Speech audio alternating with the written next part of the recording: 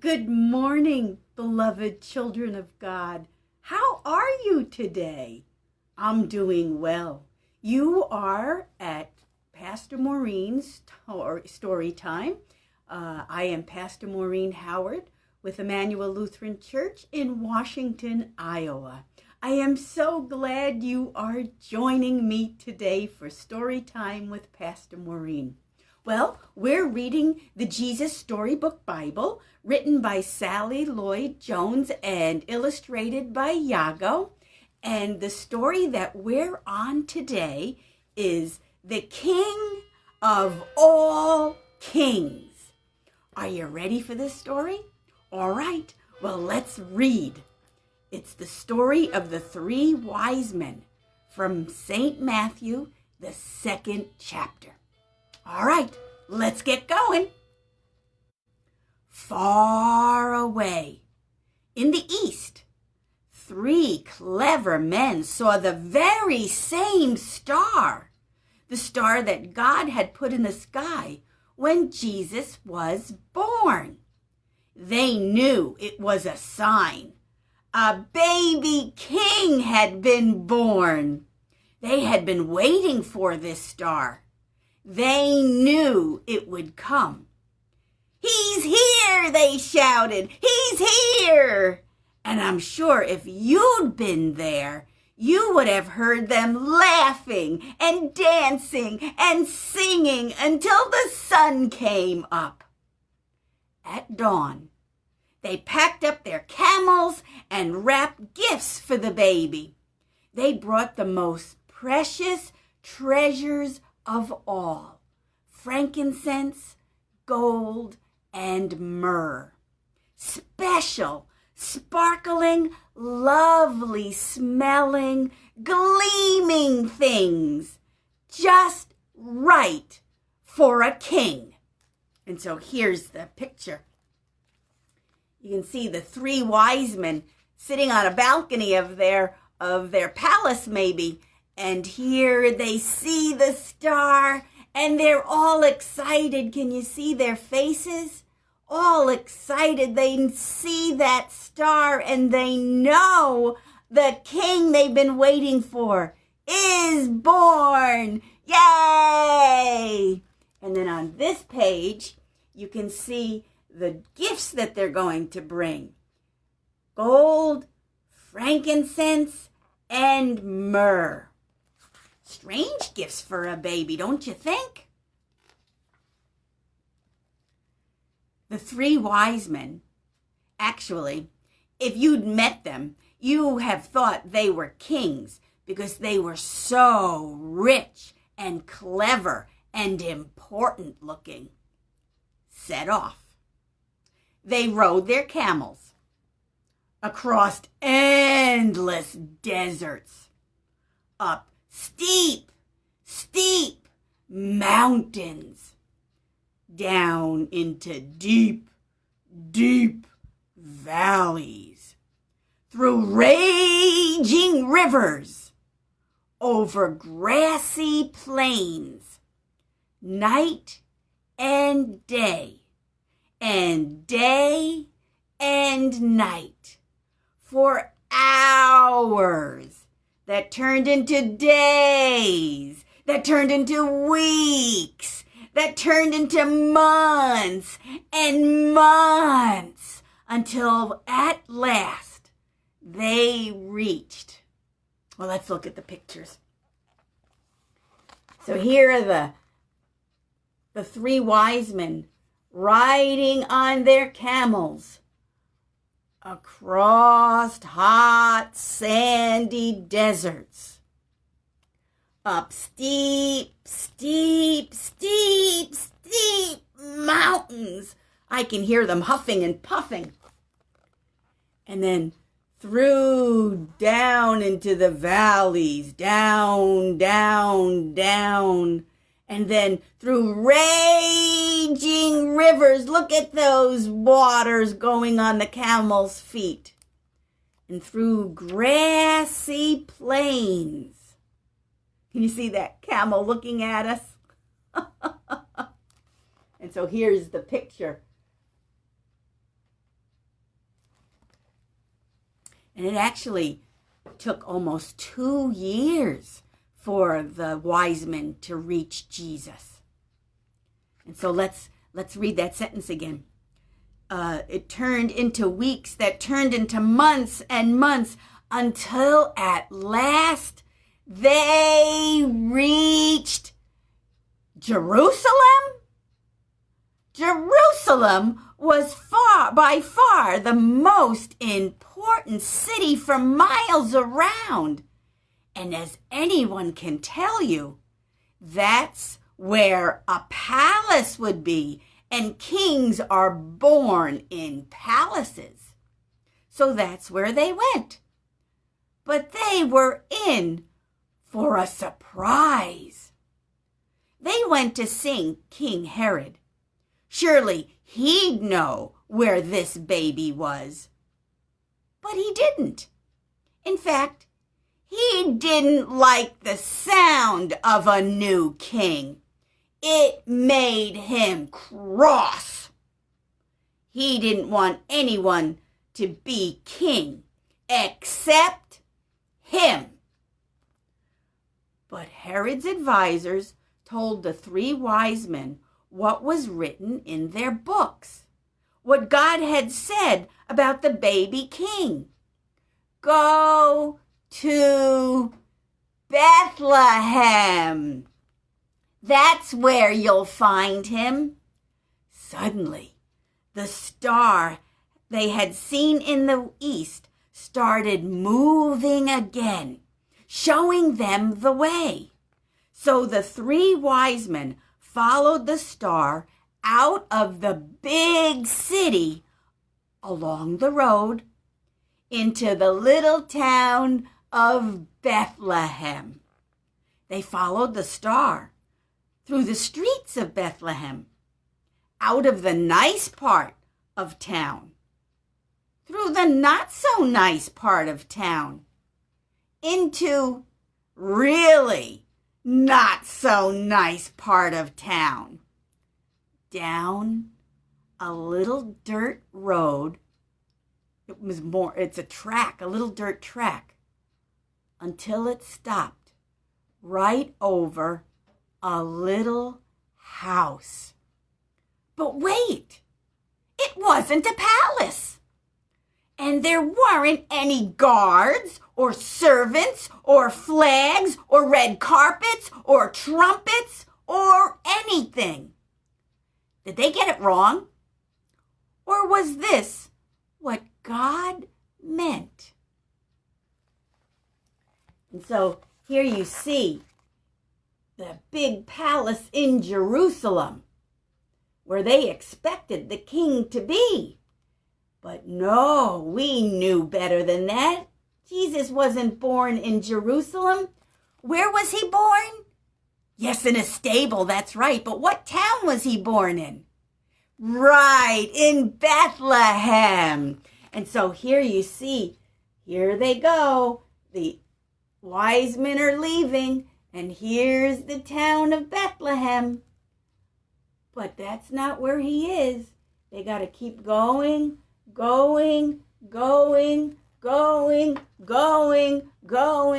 Oh my goodness, until they find a tiny house. And so here's the star. Can you see the star leading them? And so there's the full picture. The palace in Jerusalem.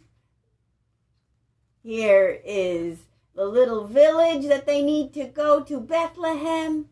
And then here's the house.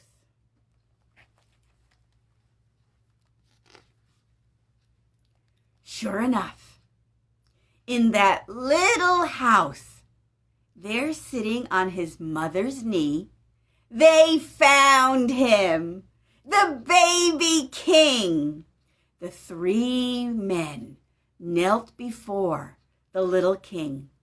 They took off their royal turbans and gleaming golden crowns, and they bowed their noble heads to the ground and gave him their sparkling treasures. The journey that had begun so many centuries before had led these 3 wise men here to a little town, to a little house, to a little child, to the king God had promised David all those years before. But this child was a new kind of king. Though he was the Prince of Heaven, he had become poor. Though he was the mighty God, he had become a helpless baby. This king hadn't come to be the boss. He had come to be a servant. And so here you see the big picture. And here are the 3 wise men. 1, 2, 3. And they are bowing. Do you know how to bow? You bend down at your waist and you go all the way down. And that's what they were doing to Jesus. That's showing reverence. They knew that Jesus was a king, and so they bowed down to Jesus. And here they're bowing down, and here's Mary. And do you see Jesus on her lap? Look how big he is. He's no longer a baby. He's what we would call a toddler. He's about 2 right now, 2 years old. And they're no longer in the stable. They are in a house now in Bethlehem, but they're in a house. And so look at Jesus.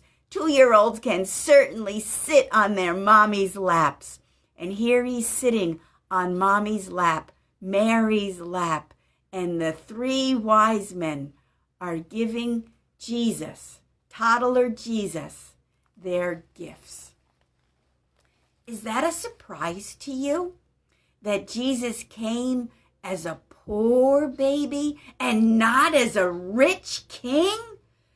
It's surprising, isn't it, that God chose to come to you and to me to show his love, not in a big, huge palace where we expect kings, but Jesus came in a stable and then moved to a small little house as a poor little boy. Yes, Jesus grew up as a poor child, not as a rich boy, but as a poor boy. And so Jesus says to you and to me, you know what? It doesn't matter how big your house is. It doesn't matter if you have fancy schmancy cars or you live in a car. It doesn't matter if you have big, thick wallets or that your wallet is empty. And it doesn't matter if your cupboards are filled with lots and lots of food, or if maybe you have to go to a food bank to get food. Jesus says it doesn't matter who you are, because I think you are special. God says, I know you are worthy of my love. I know whether you are fancy schmancy or not fancy schmancy at all. I love you. And so we have that promise that whoever we are, whether we're happy or whether we're sad, or whether we're joyful or whether we're not so joyful, or whether we're laughing or maybe we're crying, Jesus says, you are special to me. You are treasured to me. And you know what Jesus says to each and every one of us, regardless of whether we think we're worthy or not, because Jesus says you are worthy. Jesus says you are princes. You are princesses, because Jesus says so. Because Jesus is our King, and because we are children of Jesus, we, you, and me, regardless of whether we're rich or poor, we are princes and we are princesses. Yes, and so Prince Tug and Princess Olive and Princess Navy and Prince Andy and Princess Anna, God says to you, I love you. And Princess Nell and Princess Sutter, God says to you, I love you. And Princess Nora and Princess Lacey, and Princess Rain, God says to you, you are worth my most beautiful gift in the whole world, and that is Jesus, because I love you. And Princess Vera and Princess Bailey and Prince Philip and Prince Matthew and Prince Steve, God says to you, you are my precious children, and I love you. And Princess Carol and Princess Doris and Princess Taylor and Prince Clayton and Princess Maureen, God says to you, I love you.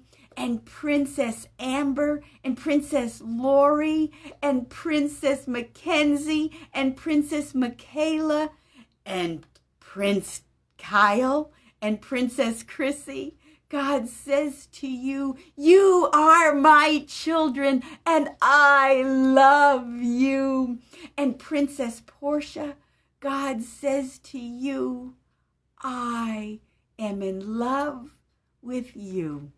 And so let's, on the count of 3, let's say, Jesus loves me. You ready? 1, 2, 3. Jesus loves me. Absolutely. Jesus loves you. And because it doesn't matter who you are, that we are all princes and princesses in God's eyes, in Jesus's eyes, today, why don't you make yourself a crown? Why don't you do that? Get some paper and crayons and make yourself a crown. And you can wear it today. And you know that you are a fitting prince and a fitting princess, because Jesus says that you are. So, beloved children of God, princes and princesses, you have a marvelous day today, because you are deeply loved and treasured by Jesus. You have a great day, and I'll see you tomorrow with Story Time with Pastor Maureen at 10 o'clock. Have a great day, everybody. I'll see you tomorrow. You are loved. Bye-bye.